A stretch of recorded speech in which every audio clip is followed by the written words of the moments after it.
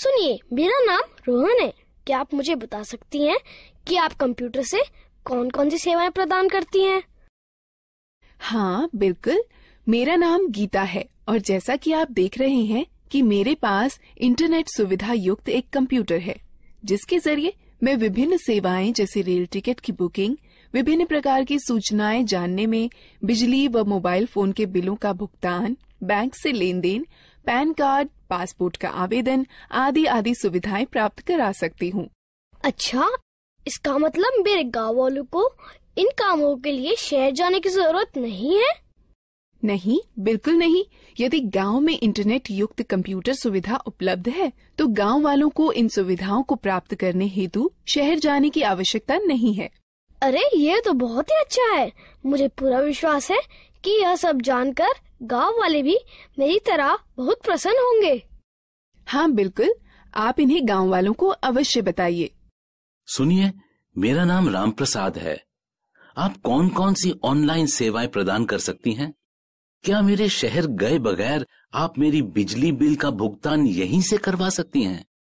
मुझे यात्रा करने में बड़ी तकलीफ होती है। हाँ बिल्कुल, आप इतनी दूर गए बगैर अपना बिजली का बिल भुगतान यहीं से कर सकते हैं। ऐसा है तो ये मेरे लिए बहुत ही सुविधाजनक होगा। क्या आप कंप्यूटर के जरिए फसल के बाजारू भाव भी बता सकती हैं? हाँ बिल्कुल, मैं कंप्यूटर पर इंटरनेट के जरिए वर्तमान में फसल के भाव भी बता सकती हूँ। यह तो आश्चर्यजनक है कि हम ये सारी सुविधाएं गांव में भी प्राप्त कर सकते हैं। हाँ, इंटरनेट के जरिए ये सभी सुविधाएं आप अपने गांव में ही प्राप्त कर सकते हैं। मैंने सुना है कि आजकल इंटरनेट की सुविधा मोबाइल फोन पर भी उपलब्ध है। क्या ये सत्य है? हाँ रोहन, न केवल मोबाइल फोन बल्कि आजकल लोग स्मार्टफोन अथवा टैबलेट पर भी इंटरनेट कनेक्शन का उपयोग बहुत सारे कामों के लिए करते हैं। यह सब सुनने में बहुत रुचिकर लगता है। क्या आप मुझे कंप्यूटर, स्मार्टफोन और टैबलेट के बारे में सिखा सकती हैं? बिल्कुल रोहन, कृपया बैठ जाइए। मैं आपको कंप्यूटर, स्मार्टफोन और टैबलेट के बारे में और अधिक बताती हूँ। बाकी आप लोग भी बैठ जाइए, जिससे मैं आप सभी को डिजिटल यंत्रों के बारे में और अधिक बता सकूं। सबसे पहले हम यह सीखते हैं कि कंप्यूटर क्या है। कंप्यूटर एक इलेक्ट्रॉनिक यंत्र है जिसका उपयोग आंकड़ों व सूचनाओं के संकलन व प्रसंस्करण के लिए किया जाता है। हम कंप्यूटर से क्या क्या कर सकते हैं? कंप्यूटर के जरिए मीलों दूर रहने वाले परिवार के सदस्यों व मित्रों से जुड़ा जा सकता है। रेल टिकट बुक कराए जा सकते हैं, बैंक खाते में लेन देन किया जा सकता है, सूचनाएं एकत्रित की जा सकती हैं, खेल खेले जा सकते हैं, गाने सुने जा सकते हैं और सिनेमा पिक्चर देखी जा सकती है। अब हम कंप्यूटर व उसके विभिन्न हिस्सों के बारे में सीखते हैं। प्रदर्शित कंप्यूटर दो भागों में विभाजित होता है, हार्डवेयर और सॉफ्टवेयर। कंप्यूटर व उससे जुड़े सभी उपकरणों को हार्डवेयर कहते हैं। किसी कार्य को पूरा करने के लिए कंप्यूटर निर्देशों की जिन समूह या समूहों का पालन करता है, उन्हें सॉफ्टवेयर कहते हैं। आपका मतलब है कि स्क्रीन पर दिखने वाले सभी आइकन्स सॉफ्टवेयर होते हैं? हाँ रोहन, सॉफ्टवेयर कंप्यूटर में प्रोग्राम होते हैं जिनसे हम भांति भांति के काम करते हैं। अब हमें विभिन्न उपकरणों के विषय में जानना चाहिए जिनसे कंप्यूटर बनता है। कंप्यूटर के 3 अंग होते हैं। पहला इनपुट डिवाइस, दूसरा प्रोसेसिंग डिवाइस, तीसरा आउटपुट डिवाइस। जैसे एक ट्रैक्टर को चलने के लिए डीजल अथवा पेट्रोल की आवश्यकता होती है, ठीक उसी तरह कंप्यूटर में डाटा भरने, निर्देश अथवा सूचनाएं संकलित कर विभिन्न कार्य करने के लिए उपकरणों की आवश्यकता होती है। कंप्यूटर में डाटा भरने, निर्देश अथवा सूचनाएं संकलित करने के लिए जिन उपकरणों का प्रयोग किया जाता है, उन्हें इनपुट डिवाइस कहते हैं। इन चित्रों को देखो, ये कुछ इनपुट डिवाइसें हैं जिनका प्रयोग कंप्यूटर में होता है। ये इनपुट डिवाइस निम्न हैं: pen drive, mouse, keyboard, CD, microphone. Keyboard और माउस प्राथमिक इनपुट डिवाइसें हैं। यह बिल्कुल टाइपराइटर के कीबोर्ड की तरह दिखता है। हाँ, इसमें कुछ अतिरिक्त बटन अवश्य है। सामान्य कीबोर्ड के बटनों के साथ इसमें कुछ अंक एवं विशेष बटन अवश्य होते हैं। क्या आप मुझे बताएंगी कि इन विशेष बटनों का प्रयोग किस लिए किया जाता है? अंक बटनों की सहायता से कैलकुलेटर की भांति कंप्यूटर में अंक भरे जाते हैं। नेविगेशनल बटन मार्गदर्शक बटन होते हैं जो मॉनिटर पर पेज देखने में सहायक होते हैं। प्रोग्राम में पेज अप बटन विषय के दिखने वाले भाग और कर्सर को स्क्रीन पर आगे बढ़ाता है। प्रोग्राम में पेज डाउन बटन विषय के दिखने वाले भाग और कर्सर को स्क्रीन पर पीछे करता है। प्रोग्राम में होम बटन कर्सर को विषय के आरंभ में ले जाता है। प्रोग्राम में एंड बटन कर्सर को विषय के अंतिम लाइन में ले जाता है। प्रोग्राम में ये तीनों बटन संपादन बटन कहे जाते हैं जो कंप्यूटर में पठनीय विषय में संशोधन करने में सहायक होते हैं। ज्यादातर लेख संपादन प्रोग्रामों इंसर्ट बटन का प्रयोग किसी लेख में शब्दों को भरने और लिखावट पर शब्दों के पुनर्लेखन में होता है। डिलीट बटन लेख संपादन प्रोग्रामों में एक एक कर अक्षर दाईं ओर मिटाता है। बैकस्पेस बटन लेख संपादन प्रोग्रामों में एक एक कर अक्षर बाईं ओर मिटाता है। ये 4 बटन किस काम के लिए प्रयोग किए जाते हैं? ये चारों बटन दिशा निर्देशक बटन कहलाते हैं। ज्यादातर लेख संपादन प्रोग्रामों में ऊपर की तरफ तीर के निशान वाला बटन कर्सर को स्क्रीन पर ऊपर की ओर ले जाता है। ज्यादातर लेख संपादन प्रोग्रामों में नीचे की तरफ तीर के निशान वाला बटन कर्सर को स्क्रीन पर नीचे की ओर ले जाता है। ज्यादातर लेख संपादन प्रोग्रामों में बाईं की तरफ तीर के निशान वाला बटन कर्सर को स्क्रीन पर बाईं की ओर ले जाता है। ज्यादातर लेख संपादन प्रोग्रामों में दाईं की तरफ तीर के निशान वाला बटन कर्सर को स्क्रीन पर दाईं की ओर ले जाता है। क्या तुम F1 से F12 तक के बटनों को देख रहे हो? यह बटन फंक्शन बटन कहलाते हैं। यह बटन कंप्यूटर पर सक्रिय प्रोग्राम के अनुसार निर्दिष्ट किए गए विशेष कार्य को निष्पादित करते हैं। ज्यादातर प्रोग्रामों में एस्केप बटन चल रही प्रक्रिया समाप्त कर देता है। कंट्रोल और अल्टरनेट बटन क्रिया परिवर्तन बटन है जो ज्यादातर प्रोग्रामों में विशिष्ट कार्य और माउस की क्रिया को या तो परिवर्तित कर देते हैं या तो बढ़ा देते हैं। विंडो बटन विंडोज के स्टार्ट मेनू को सक्रिय कर देता है। यह बिल्कुल वैसे ही होता है जैसे कि टास्क बार के स्टार्ट बटन पर क्लिक करने से होता है। अब तक हमने कीबोर्ड के विभिन्न बटनों के बारे में सीखा। अब हम माउस के बारे में सीखते हैं। माउस एक दिखाने, निर्देशन करने वाला यंत्र है जिसका प्रयोग कंप्यूटर स्क्रीन पर दिखने वाले विषय आइकन्स को इंगित कर उनसे परस्पर संबंध बनाने में होता है। आप देखेंगे कि जैसे ही माउस चलाया जाता है वैसे ही माउस चलाए जाने की दिशा में एक छोटा तीर स्क्रीन पर चलता है। इस तीर को पॉइंटर कहते हैं। पॉइंटर की सहायता से कंप्यूटर को प्रक्रिया के लिए डाटा व निर्देश उपलब्ध कराए जा सकते हैं। माउस पर 2 बटन भी होते हैं, बायां बटन और दायां बटन। माउस के दोनों बटनों के बीच में एक घूमने वाला चक्का भी होता है जिसकी मदद से प्रलेख या डॉक्यूमेंट और वेब पेज पर आसानी से चला जा सकता है।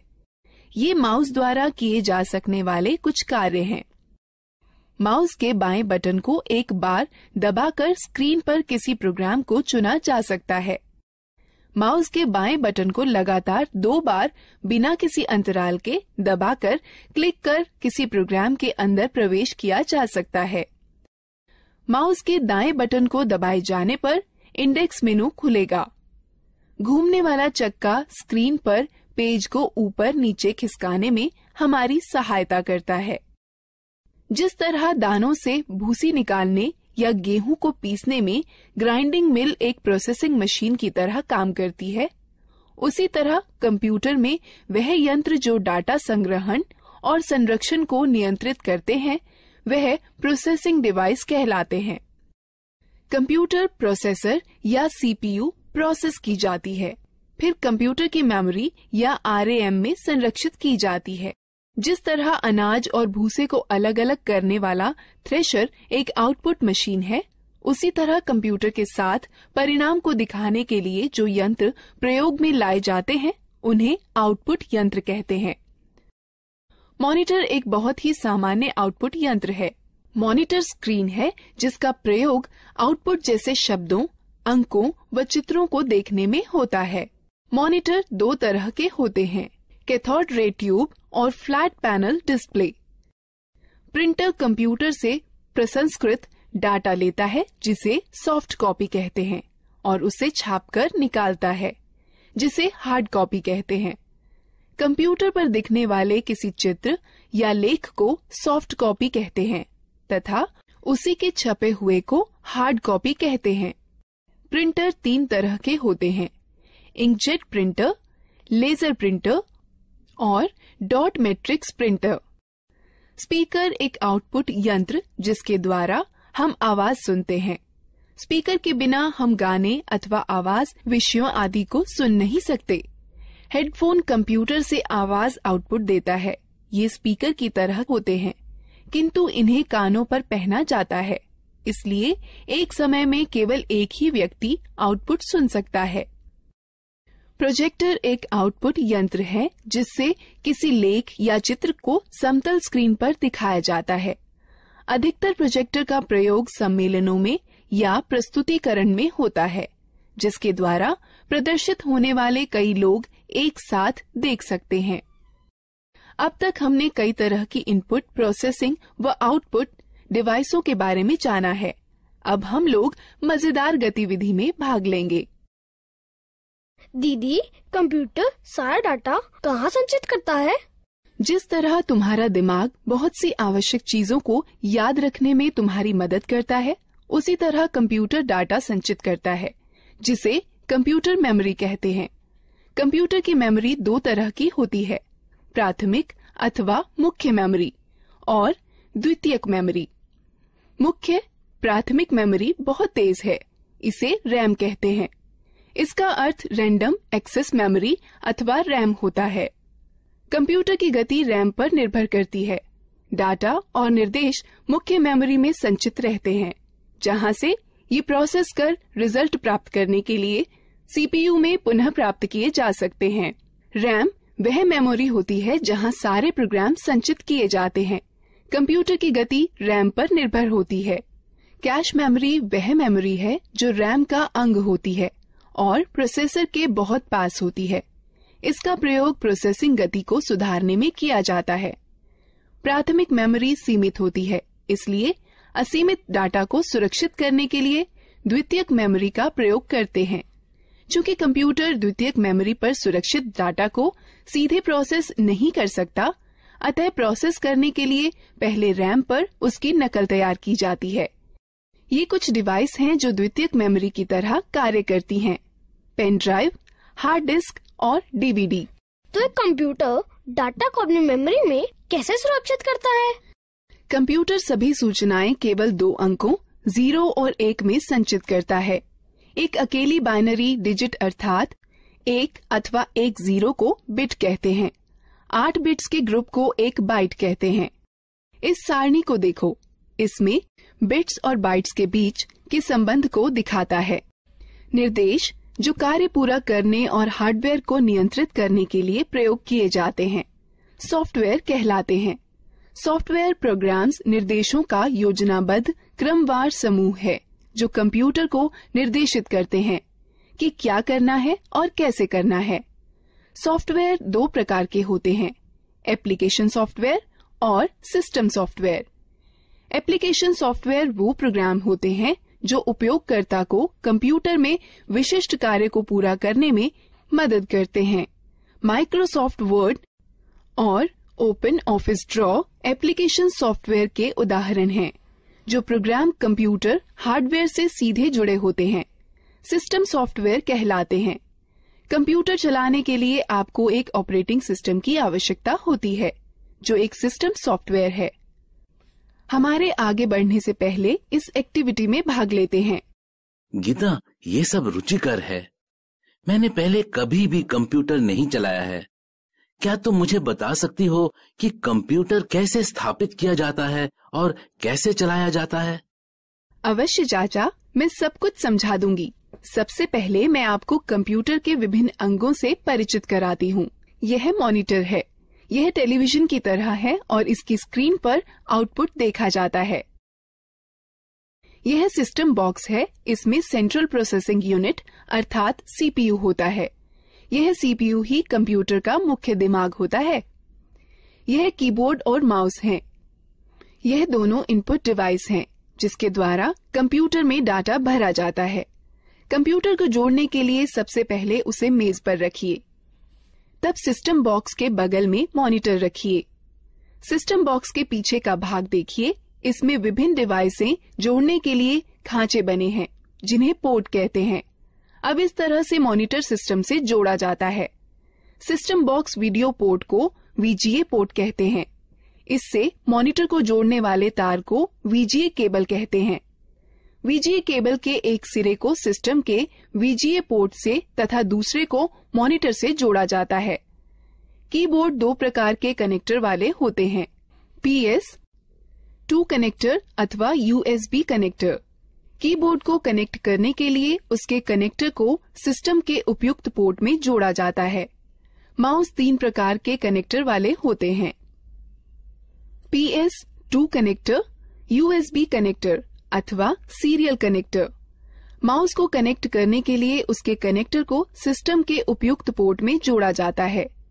उसी तरह यदि आप प्रिंटर को जोड़ना चाहते हैं तो उसके कनेक्टर, जो इन दो में से किसी एक प्रकार का हो सकता है, समानांतर पोर्ट अथवा USB पोर्ट को सिस्टम के उपयुक्त पोर्ट में जोड़ दें। अब हम कंप्यूटर को बिजली के मेन बोर्ड से कैसे जोड़ सकते हैं?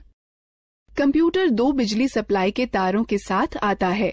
एक बिजली सप्लाई तार को सिस्टम यूनिट के बिजली सप्लाई प्लग में तथा दूसरे तार को मॉनिटर के पोर्ट से प्लग करें।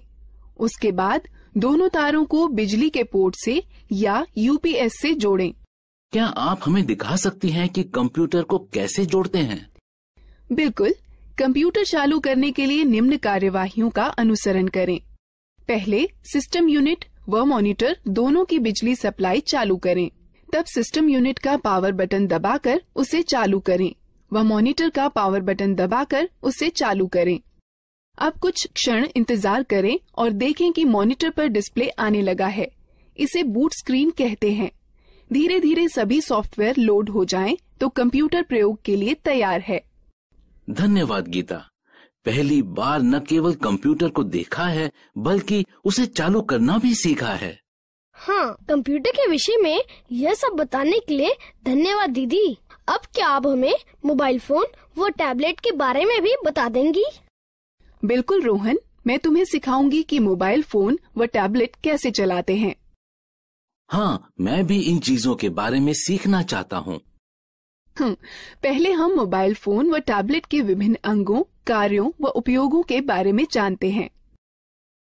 जैसे आप जानते हैं कि बेसिक मोबाइल फोन एक ऐसा यंत्र है जिससे आप कॉल कर सकते हैं, कॉल प्राप्त कर सकते हैं व मैसेज लिखकर भेज सकते हैं व प्राप्त कर सकते हैं। आधुनिक मोबाइल फोनों में कई तरह की विशेषताएं होती हैं, जैसा कि इंटरनेट, खेल, कैमरा, वीडियो गेम और मार्ग निर्देशन प्रणाली। यह फोन स्मार्टफोन कहलाते हैं। कुछ मोबाइल फोनों में 2-2 सिम कार्ड एक साथ ही फिट हो जाते हैं। इन्हें डुअल सिम फोन कहते हैं। फोन के विभिन्न अंगों को देखें।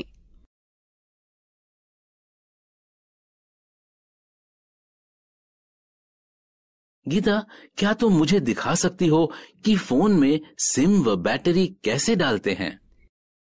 बिल्कुल, बस निम्न प्रक्रियाओं का अनुसरण करें। पहला, फोन को स्विच ऑफ कर दें और पीछे का कवर निकाल दें। उसके बाद फोन की बैटरी निकाल दें। तब सिम खांचे में सिम डाल दें। अंत में बैटरी व कवर पुनः लगा दें और फोन को चालू करें। धन्यवाद गीता। मुझे फोन की बैटरी चार्ज करने में भी समस्या होती है। चिंता न करें, बस निम्न प्रक्रियाओं का अनुसरण करें। पहला, चार्जर को दीवार पर बिजली के बोर्ड में लगाएं। तब चार्जर को फोन में लगाएं। कुछ समय बाद जब मोबाइल बैटरी फुल दिखाए तो पहले चार्जर को फोन से निकालें, फिर दीवार से निकालें। मैं आपको सिखाती हूँ कि फोन के बटनों को लॉक व अनलॉक कैसे किया जाता है। हमें बटनों को लॉक क्यों करना चाहिए? चाचा, जब आप लंबे समय तक फोन का प्रयोग न कर रहे हों तो उसे लॉक करके रखना अच्छा होता है। इसकी यह प्रक्रिया है। फोन लॉक करने के सिलेक्ट मेन्यू पर जाइए और स्टार बटन दबाइए। अब ये लॉक कैसे खुलेगा? इसे खोलने के लिए फोन का अनलॉक बटन दबाइए और तब स्टार बटन दबाइए। मेरे पास ये नया मोबाइल है और मुझे यहाँ तक नहीं पता है कि इसकी विशेषताएं कैसे देखें।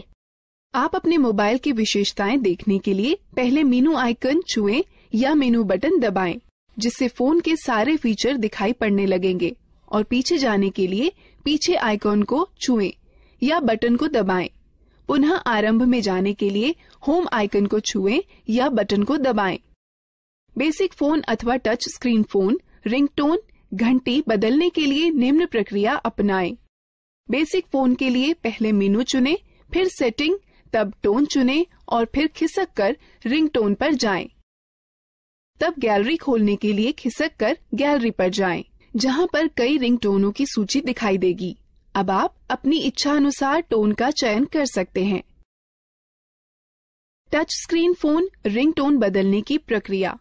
पहला, होम आइकन को छुएं, फिर मेनू आइकन को छुएं, फिर पर्सनलाइजेशन सेटिंग्स आइकन को छुएं, फिर सेटिंग आइकन को छुएं, फिर प्रोफाइल सेटिंग आइकन को छुएं, तब रिंगटोन या नोटिफिकेशन रिंगटोन आइकन को छुएं, तब रिंगटोन की सूची में खिसक कर अपनी इच्छानुसार रिंगटोन चुनें, तब ठीक ओके। मैं अपने फोन में अलार्म सेट करना चाहता हूँ। क्या सुबह जल्दी अलार्म सेट करने में आप मेरी मदद कर सकती हैं? निम्न प्रक्रिया से आप स्वयं कर सकते हैं। बेसिक फोन के लिए पहले मेनू में अनुपयोग चुनें, फिर अलार्म घड़ी, उसके पश्चात अलार्म का समय सेट करके सेव चुनें, फिर खिसक कर रिंगटोन पर जाएं। यदि आप अलार्म को दोहराना चाहते हैं तो चयन के विकल्प में जा दोहराना, फिर दिनों का चयन कर संपन्न चुनें। टच स्क्रीन फोन में निम्न प्रक्रिया अपनाएं।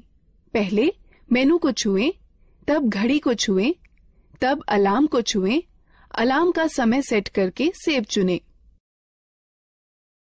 दीदी, क्या आप हमें टैबलेट के बारे में बता सकती हैं?